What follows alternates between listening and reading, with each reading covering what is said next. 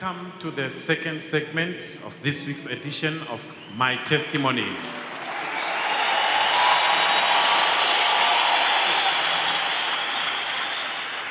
Our guest on the program today is Mrs. Thembi Ngono, all the way from South Africa. She has an interesting story to tell. Before we went for the break, she was telling us of how she was suffering through the pain in her hip. Let me, at this point in time, call upon my learned friend, the good doctor, Dr. Mtewe, just to come and give us an expert's opinion.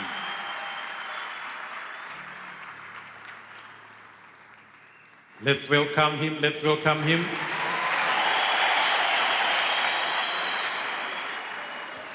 Doctor, it's good to have you once again on the program. It's my pleasure. Now, I'm sure you were listening to what this lady has been saying. Your colleagues, the doctors down south, they could not come up with a solution. In fact, they could not diagnose what it was. Take us through. One was saying probably it's a backbone problem. Another one was probably saying it's a hip problem. Also arthritis. Just take us through all the three scenarios. Yes, man of God, I was listening very carefully to her story. And as medical doctors, when a patient comes to us, we interrogate a number of things, like the history, what she's telling us. We use that information, and then we examine the signs which are on the patient. The symptoms are what she comes with, and then we look at the signs. And then after grouping all those things, you then come up with a diagnosis. And then besides the diagnosis, you also come up with what we call differential diagnosis, other possible things besides the diagnosis. For instance, we are taught to interrogate signs. For instance, if you look at somebody's hand or fingers, you might tell that this person is anemic, this person is a heart disease, this person is a liver disease. All that information, you are getting it from just looking at the patient. But throughout using all those investigations and examining the patient, you get the diagnosis in 70% of the cases. So it means whatever the best doctor can get from the history and examination can get diagnosis in up to 70% of the times. So there is this other 30% of the times where they miss it. And that's a huge percentage, man of God. Sure.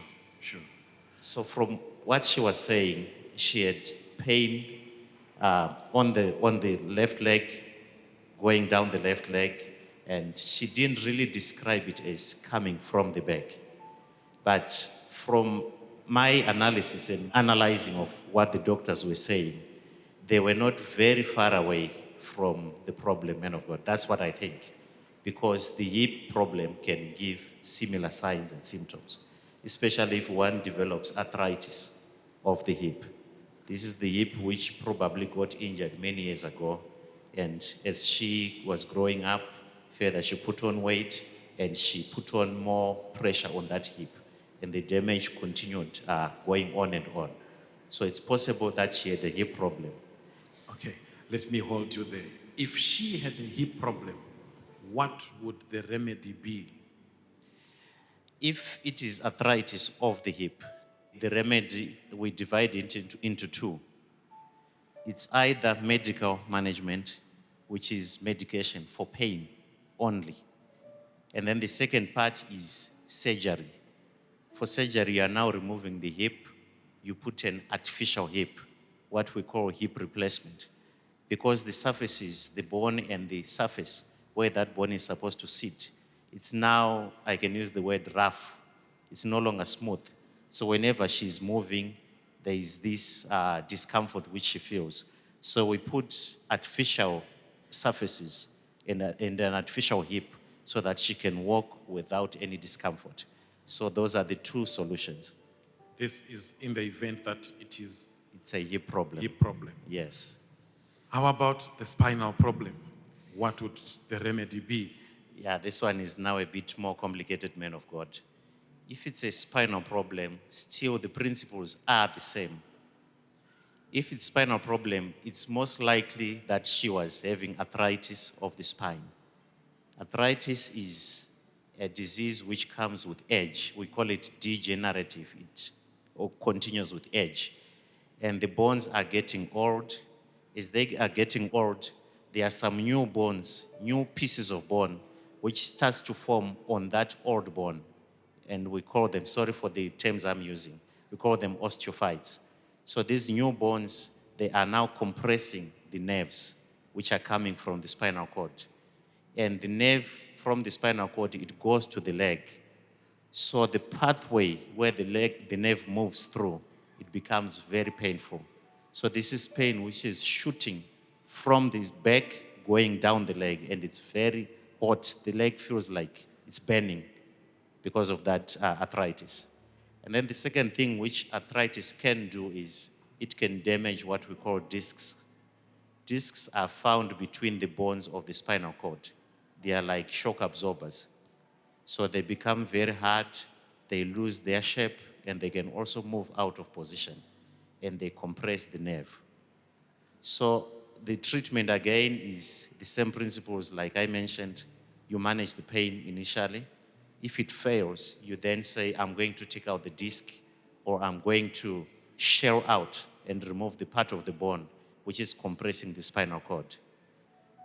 But on the pain management, I'm sure a few weeks ago, our father was teaching about the gift of pain.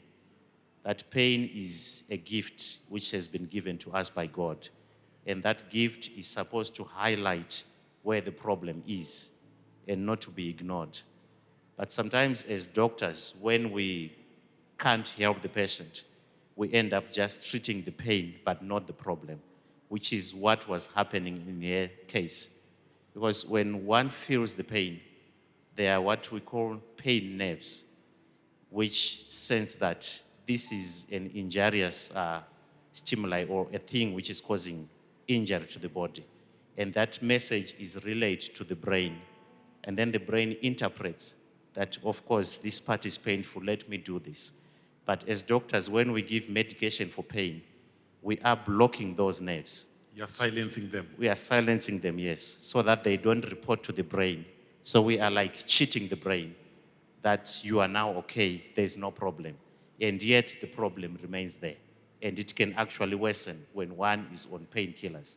So we are now trying like to disconnect this gift of pain, which is supposed to help us to seek help. So those are the kinds of medication which we do in such conditions, men of God.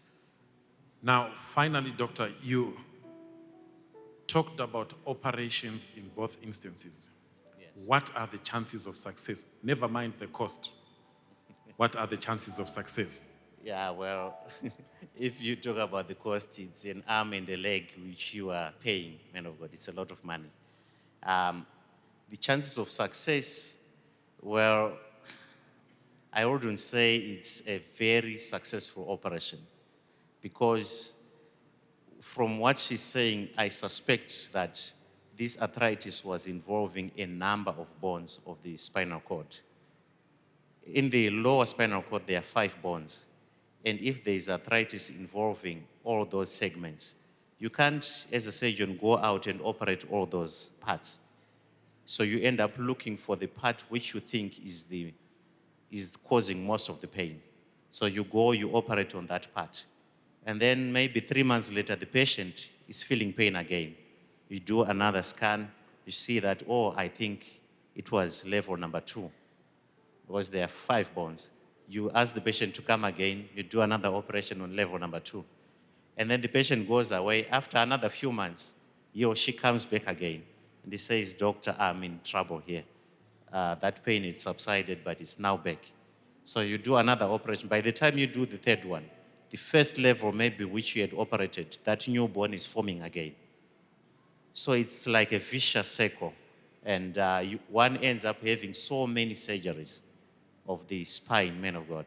It becomes a life of one operation after the other. Yes, that's exactly what happens. So surgery, it gives temporary relief, but it cannot give a permanent solution to this problem.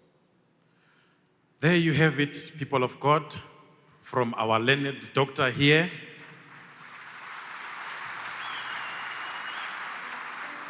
His colleagues could not pinpoint the problem, but God could. Before we find out what happened next, let's take a short break. Viewers, don't go away. We'll be right back soon after these messages.